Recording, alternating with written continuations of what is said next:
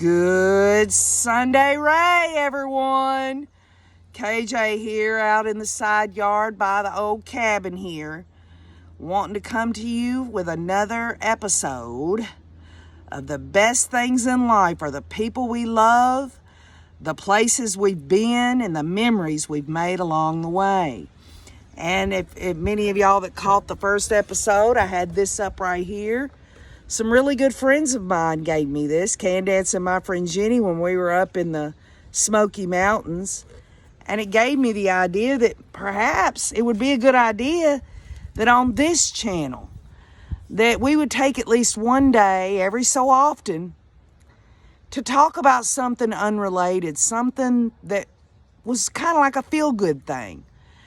And it's a way for me to decompress, and it's also a way for me to get to know each and every one of y'all better, because when I share my content, my memories, the places I've been, things about my life, I'm hoping you'll share some about yours. So I guess I could get started by saying that, you know, as a child, there was a lot of dysfunction there, and I could go into all that and it would just probably bum all of you out. But there are good moments in everything that we've been through in our life. So I wanted to come to y'all today to share some memories with you of my father. Now, my father passed away of leukemia, cancer, when I was 10 years old. Before he passed away, there were some dysfunctional days within my family. I come from a family of 6 children. And I was the youngest girl, but I had my brother was the youngest of us. He's retired Air Force and he lives up in Pennsylvania. But I look back on my childhood and I think of all the things that I got to experience while he was around. My father was very, very old school. When he was a child growing up, he didn't really have it like most of us have it. It was really tough on him.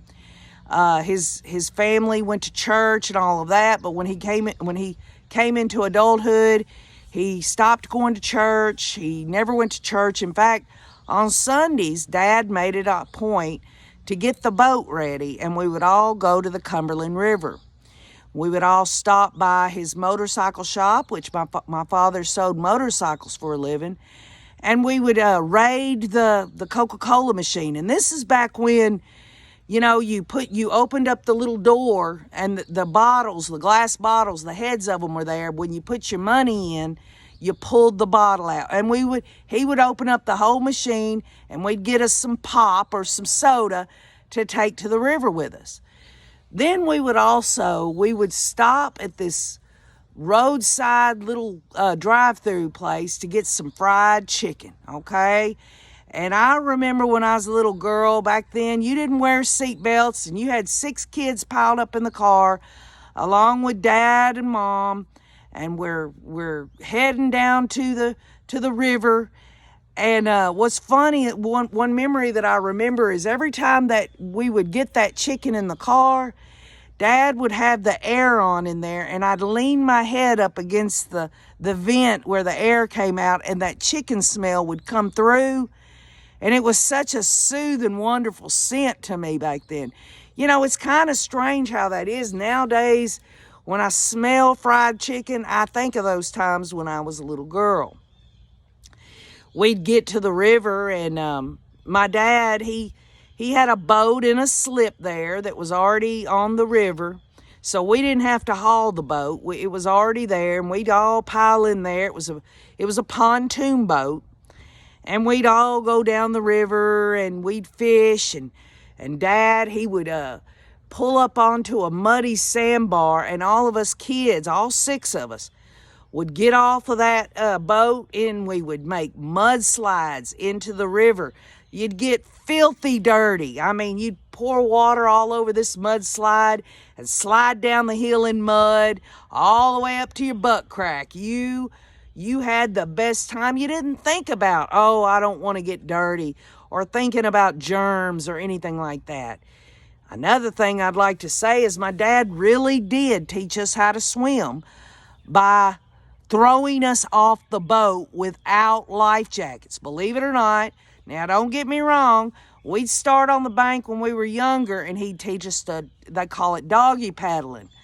And we would doggy paddle, off the shore and everything, but to really test it, he would throw us out of the boat in the middle of the river. Now, I know some of y'all think that's a little extreme, but you got to understand something. That was 45 years ago, 45 years plus ago. My dad was old school, and that's probably how he learned. I remember one time we were on the boat, and we had pulled the anchor, down, and we were kind of on the side of the bank, and Dad was doing some fishing, and I was sitting back in the back, and I was just a little thing. I must have been about 6 or 7 years old, and I got me some fishing line, and I put me a hook on the end of it, and I put me a worm on there, and I tied it to the back of the pontoon boat and threw, the line in the water with no bobber or nothing, no fishing pole, just stuck it in the water. We called those limb lines.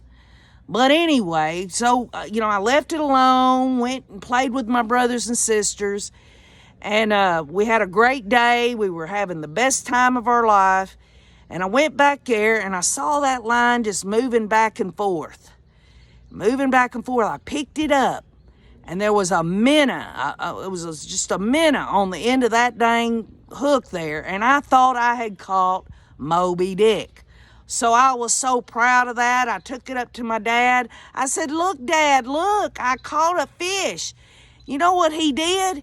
He took my first fish that I ever caught right off the hook, right in front of my little 6 or 7-year-old little girl face, and stuck it on his line and threw it out and cast to go catch catfish. Now, you can imagine what goes through a little girl's mind. Here, I thought this was going to be my pet fish. I thought this was the most wonderful thing that ever happened to me. My dad didn't even say good job or nothing. He was old school. He didn't think like that. And it broke my heart. But you didn't dare tell him that it did, and you sure didn't throw a tantrum. You didn't cry about it.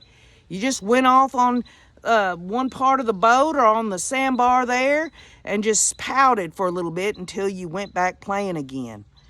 Those are some of the days that, as a young child, I grew and I developed. And I think about all the times that when I would be at home as a little girl, you didn't have parental guidance. It was all 6 of us kids. My sister Lisa, she would take care of us. She was probably 12 or 13 years old at the time. Dad and Mom would be off at the shop, and we would all be left to our own devices.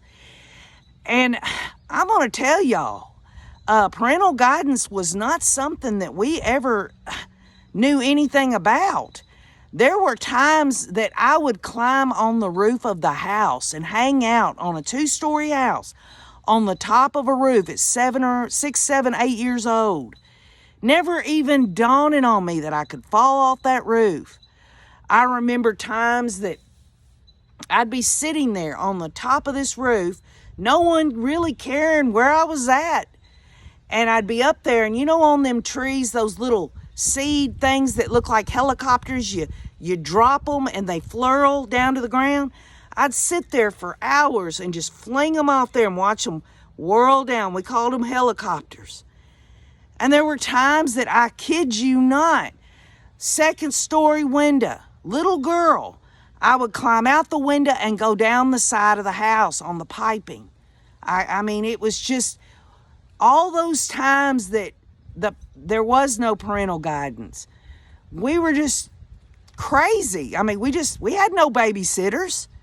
There was a bunch of kids, all my siblings there, and we took, you didn't dare mess nothing up, because you knew when Dad and Mom come home, that was it. It better be spotless. Your room better be clean. And all the times I even recall being 4 and 5 years of age, running down the hill behind my house into the woods and walking across bridge railroad trestles. I kid you not. All the times that they had no idea where I was at, what I was doing, the times I would be walking around in those woods, just the sun would come through the canopy and it would be like a beam of light, and it would go down on this patch of grass. And it was almost like I looked at it and I'd go sit in it like I was in a little kingdom. And back then I didn't know it. But looking back now and knowing that little girl is still inside of me, I can still remember those feelings.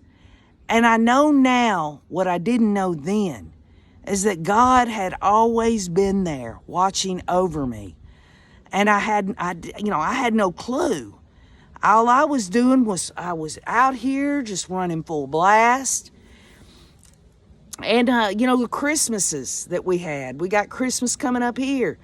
When my dad was alive, we actually did roast chestnuts over a fireplace. We had a fireplace in our house, and Dad would tell us stories about when he was a little boy, and we'd all sit there with him, and, it was just a wonderful, wonderful thing. He always made us go to bed early at night, 7 or 8 in the evening. That was it. I mean, if we stayed up till 8 o'clock in the evening, that was something special. But I will say this, as Dad continued with his health condition, none of us kids knew. We didn't know that he had cancer. Neither he nor my mother told us that he was dying. And I just know that within the last 6 months of his life, things looked different in terms of how he behaved toward us. Let me give you an example. For years and years, Dad was a big National Geographic magazine reader. He'd sit in his chair, and if he didn't have a newspaper right there, just like, Father's Knows Best. I'm not saying my dad was like that, but that's what it looked like. My dad was a whippersnapper. He was he was a hellion. Trust me, he was.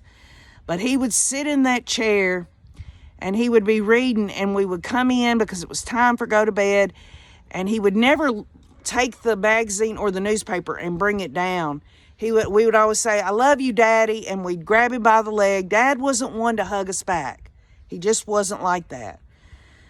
6 months before he died, he pulled that newspaper down or that National Geographic when we would say, "We love you, Daddy," and he would actually say, "I love you too." And we would run off to our bedrooms and go to bed.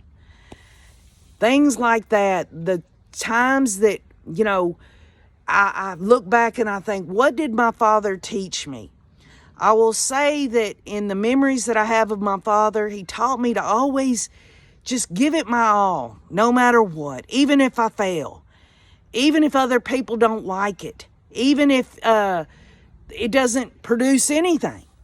It's making those dreams become a reality, if at all possible, and always doing everything to live life to the fullest. And that was my father. He had won so many trophies in motocross, and he had a successful motorcycle dealership. He won the Barstow to Vegas in 1956 through Baja Desert. He stayed on the road all the time. My relationship with my father up to the time he died, today, if it was going on today, people would say that he was very dysfunctional and in terms of being a father and how a father should be to their child. In fact, my father whipped the living hell out of me, and it would be considered child abuse today, in my view, because he didn't just take the belt out and whoop my butt. He also used switches off trees and left marks and blood and everything else. But I guarantee you this, I never got a whooping one time that I didn't deserve it. There were a lot of things, as when you're a kid growing up, your parents are not around all the time. There is no parental guidance. You have no structure after school programs or anything like that, like they do today. When the parents would come around and you did do something stupid that you shouldn't do, like climbing on roofs or taking a rock and throwing it at a car going down the road or something. You just didn't have any brakes as a kid. At least I didn't.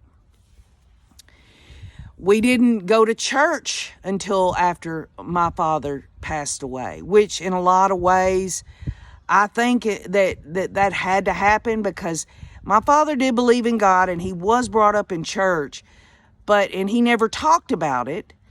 My mother always said after his death that she felt he was in heaven. I don't know if he is or not. I don't know if he had truly accepted Jesus Christ into his heart.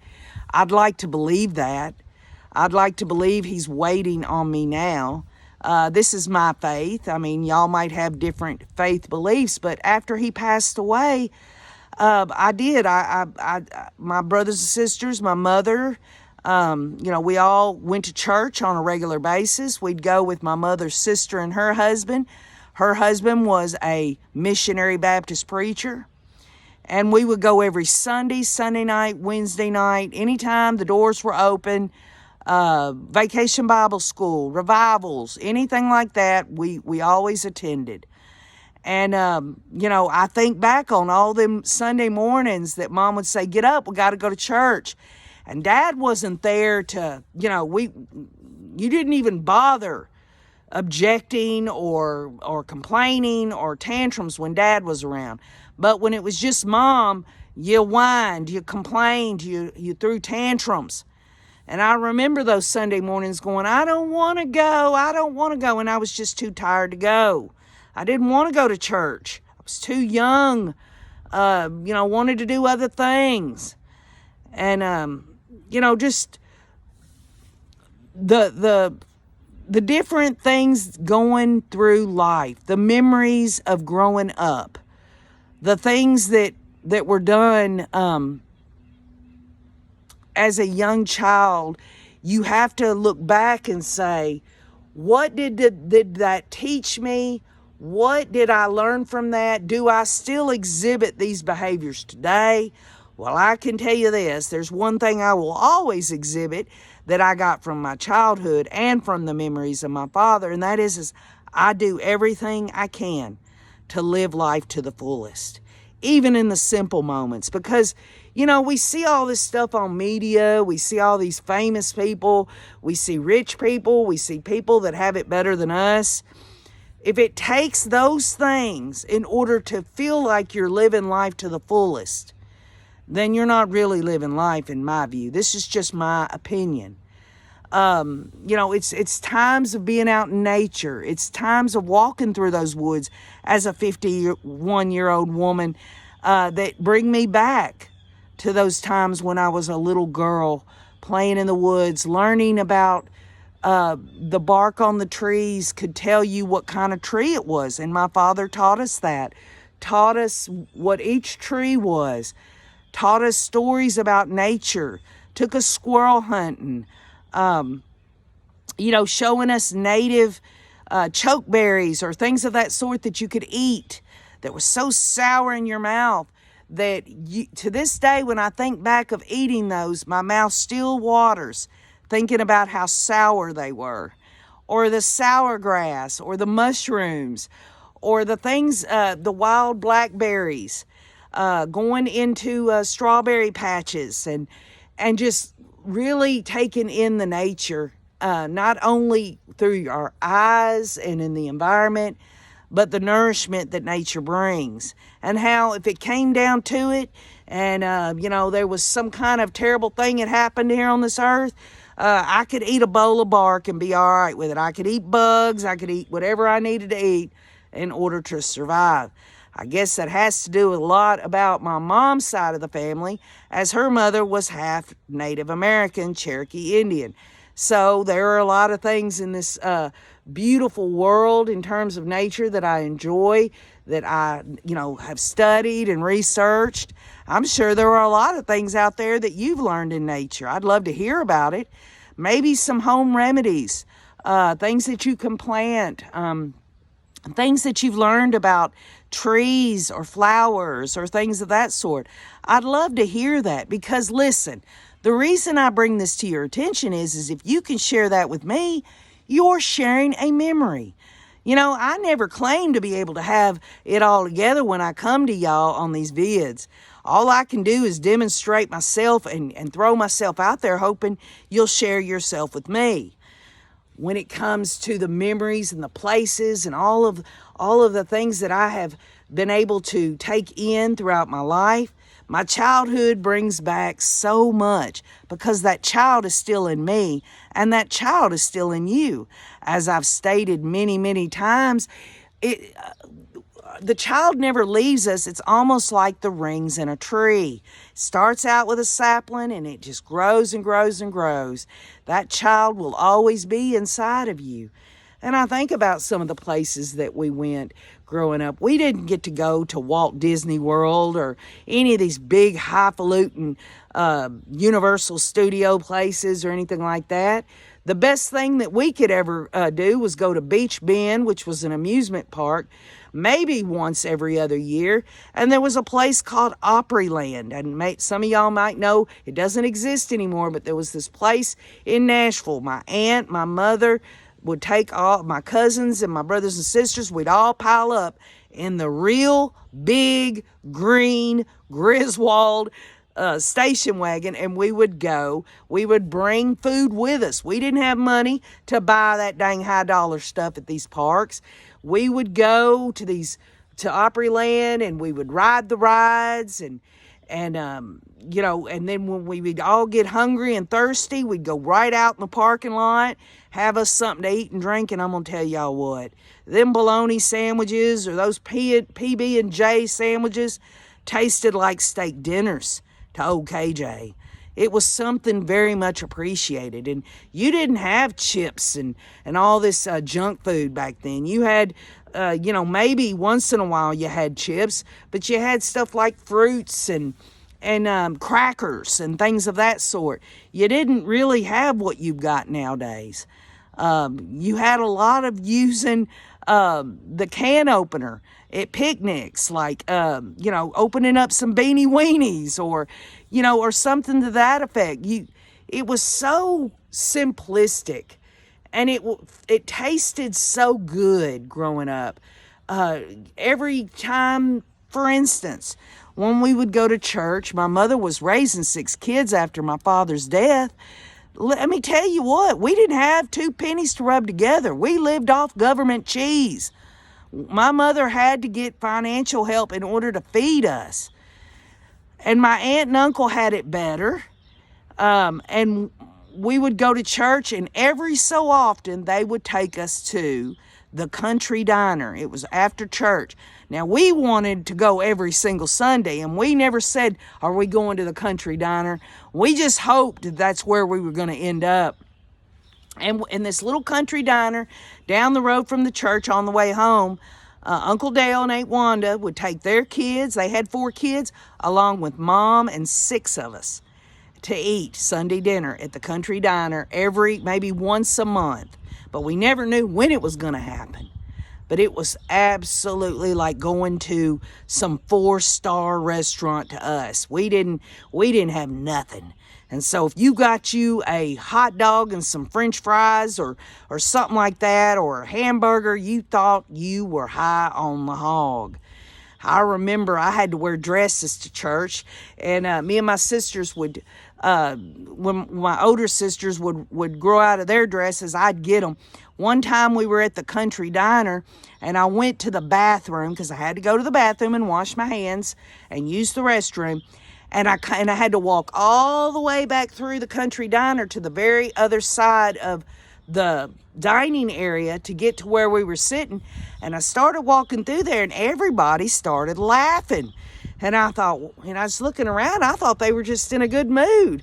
I get back to the table, y'all, and I had a pair of Mama's old pantyhose on, the kind that you have like the fingernail polish on a run that you tucked under your shoe, because first of all, the pantyhose were too big. Then they had runs in them, but if you could get the runs with the fingernail polish and tuck them, you could wear them. And I had put the back of my dress, when I went to leave the bathroom stall, the back of my dress was up in the back of the pantyhose. The most embarrassing moment of my little 11 or 12-year-old life. It made me cry. And I'm not telling you that to go, oh, poor KJ. Listen, it's through those embarrassing moments. It's through those times when things were bad, but we didn't know we had it bad. The only time we knew we had it bad is when we went to public school and saw where some people had it better than us. And it wasn't that we envied them or anything. It was, y'all know what I'm talking about. It wasn't just about them having it better. It was about them letting you know they had it better than you, or making fun of the shoes that you wore. I mean, I remember I had to wear shoes that had like paper towels stuck in the tips of them so that I could wear them. They were too big for me. And how I used to, when we used to get in line to go to the lunchroom or whatever, I'd always be so self-conscious that somebody was going to be looking down at my big boat shoes, but they were the only shoes I had. And you didn't really know that you had it bad unless somebody else told you you had it bad. And I guess the lesson I learned in that is if people want to tell you that you've got it bad, that something's wrong, that you have a reason to be depressed, or or they want to make you feel like they're better than you or you're more inferior than other people. The bottom line is there were a lot of times that was happening in my life as a child, but it made me grow up to realize that everything that I get in this life, everything that has been blessed, that I'm blessed to have, it makes me appreciate it more. There are people that just think, I've got this and this and this, and this is nothing that I even think twice about because I'm entitled to it. I don't even think about how good I have it. That's what some people are like. And I don't ever want to get that way, because ultimately, y'all, you know it and I know it. It doesn't matter how much you prepare and shore yourself up to be secure financially or anything else. The bottom line is anything that I look at on this property, my material items, my home, my cars, anything, bank account, whatever it is, it can be taken from me just like that. And so I'm able to tell my husband, Wayne, hey, when we get old, we're not going to be bringing in the kind of money we're bringing in now. But the good news is I know how to eat out of a soup can. I know how to eat out of a soup can. I know how to pinch those pennies. I know how to go without, because folks, when you go without, when you do have those things come your way, when you do get a little extra, it means something. And it's a blessing to feel gratitude and be humble and grateful for anything that we have. Ultimately, my dad would have loved to have had his health over all the accolades of his racing career or his business success. He would have rather had that. I learned, he died in a hospital. We were told he died. I was very young. And I remember sitting in the grass in front of my house in some clover. It's like I'm looking at you right now. I'm there right now. And the wind was blowing a little bit, and I was running my fingers through the clover, just kind of sitting there reflecting, trying to figure out in my little mind, how can I get my dad to come back? Because it took a while for me to understand what death was all about. That was my first experience of what death was all about, that Dad was in heaven, he wasn't coming back. Another example of that was after he passed, my mother, she did her best to take care of all of us, and I found this little kitten. And a dog had gotten a hold of it about a week into it and killed it. And I remember taking that. It was a little orange fluffy kitten. I was just a little girl, 10 or 11 years old. And I went over under a tree, and I remember the branches were down, so it was almost like a little cubby in there. And I went in there and I held that little dead kitten and petted it, and was just feeling so sorrowful that it wasn't going to come back to life. And I remember taking a shoebox and filling it up with flowers. They were wildflowers out in the yard. And I put the beautiful flowers in there, and I wrapped the kitten in a old little fuzzy towel that I had, and I buried that kitten in the ground. And I just remember feeling like, why do humans and things that we love have to die? And how that feeling just overwhelms a person, especially a child. And now as I grow older, and I've experienced plenty of death. My brother was murdered. I've had family members pass on, whether it's through old age or things of that sort. It has prepared me to understand it doesn't take away from the sorrow or the sadness, but it makes me know that I can handle it. You know, this Christmas will be a little bit after Christmas, actually. My mother, she passed away. It'll be 1 year. I think about all the lessons she has taught me that I've learned. And maybe on another Sunday Ray, I can get with you on some of the things that I put my mother through. You know, when I think about the memories and the places that I've been, it's really hard not to get down and get depressed about some of the things that I had to go through growing up. You know, I could look at it through a frame and say, that was a terrible, you were a poor child that didn't have any advantages or any, I can frame it that way, or I can tell the truth according to how I feel the truth is. And that is those times that we went through, those traumas, those deep down things that hurt us, they were life lessons. The sayings we hear all the time, through adversity comes strength. We can learn something from every bad thing that's ever happened to us, and we can share all those good, joyful things, the loving things, the peaceful things.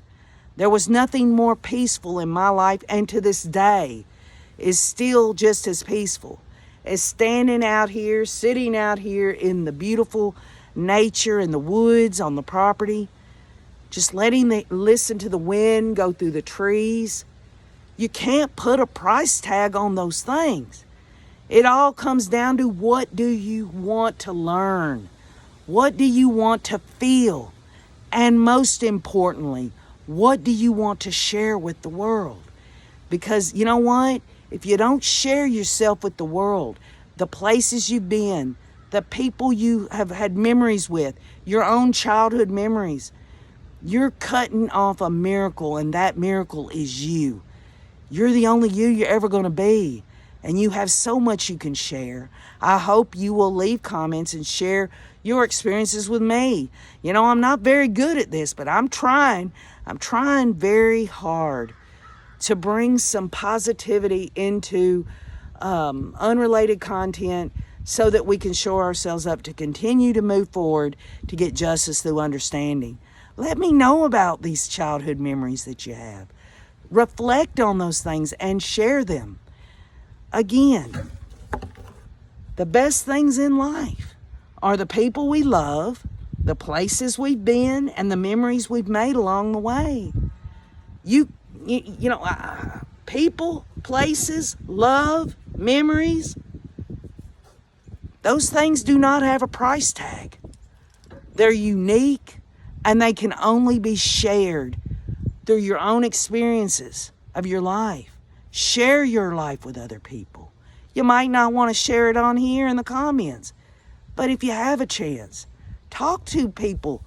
Let them know, hey, I want to tell you a story about what happened to me back when I was 15 years old. Could y'all imagine what I was doing at 15? Maybe we'll get to it. Maybe I'll get a little more together on Sunday Rays. Let me know what you think. And again, thank you for being here. Let's move forward and keep on looking.